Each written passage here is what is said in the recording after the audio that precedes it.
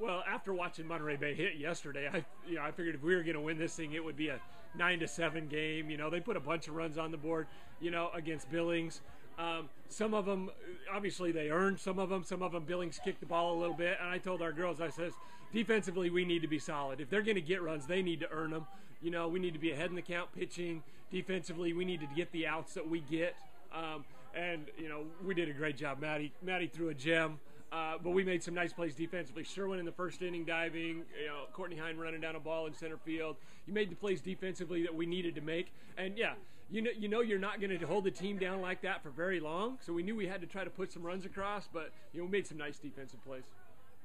My defense helped me out so much, especially in the first inning when that leadoff batter got the first, and then we didn't allow him to score. That was really great. My defense backed me up so well, and we just held him zero. It was tough game. The first day in fall, you work on your pickoffs and your pitch outs and your cutoffs and relays, the pitcher fielding practice and the bunt coverages, all those things that you might only do one time in a regional, you might only do one time in a weekend, but we've harped on it the whole time. These are the plays that are going to beat good teams. These are the plays that might be the difference between a base they have to earn or a base that we take away from them. So it was nice. And obviously we had good timing on it and threw a great pitch out and a good pick. So I give that all credit to Coach on that one. That was genius.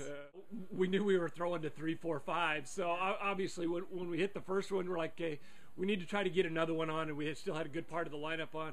So the tying run's not at the plate. You have Villanueva and Cerna and Reinhardt and Moon, that all have a chance to hit bombs, so you don't want the tying run to the plate where one mistake, can tie the game. So obviously getting the second one was huge, and then it's like, you know what, you don't let anybody on. If you do that, we're in good shape. I hate going in extra innings, so that was great, and I'd been in those situations out there where, I have to hold them earlier in the season, and I hadn't done the best, but I was confident in myself that I could because I'd been in those situations before.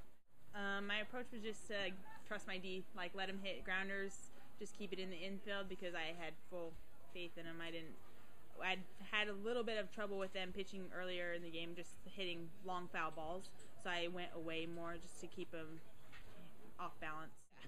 She's an All-American, a year ago, and she struggled at times this year. She's kind of been up and down, but the last, 10 or 15 games when we've tried to work her back into the lineup in some games that maybe, give her a pinch hit role or give her a start in one game out of 4 or something. We knew she's had good at bats.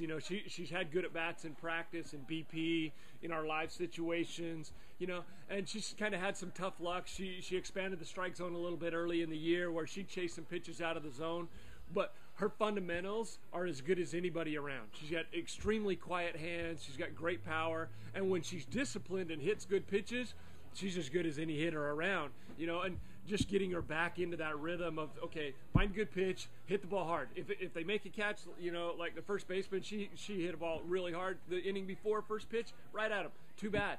Say, hey, tip your hat, come back and try to hit it hard again. But yeah, she's been getting it done for us. She was our team leader in RBIs as a freshman and sophomore. Struggled a little bit this year, but everybody knows Anna Quay this year. Everybody knows she drove in over 50 runs the last 2 years. So we told her early in the year, you're not going to get good pitches to hit.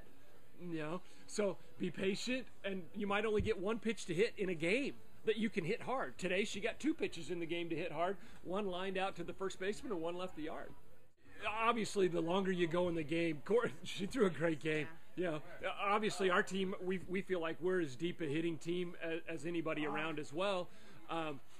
And we knew we needed to make adjustments. She kept the ball down very well, kept us off balance very well, a lot of rollover ground balls or soft fly balls, and we're like, hey, make the adjustment, get up in the box a little bit, make her make a mistake in the zone a little bit, quit chasing pitches out of the zone, be disciplined and see if you can hit a couple balls hard. We're not obviously trying to hit home runs, but you're just trying to hit balls hard, see if you can get something in a gap and put some runners on base in scoring position. I think we're about half and half. I think we have 11 out of state and 9 in state, so and that's about what we do this year. I think we've got 5 kids coming in this year, and we have 2 in state and 3 out of state coming in. So Phoenix, Arizona, Southern California, Fresno, our catchers from Fresno, her and the other pitcher, Folta and Mendenhall, are all from Tooele, northern Utah. So we have a good mix of in-state and out-of-state. Our left fielders from St. George, so good in-state and out-of-state. And we spend a lot of time, Coach Buchanan and I spend a lot of time trying to find the best kids out there and out-recruit the D1 schools. These kids we all feel are D1 talent. That's why we're here.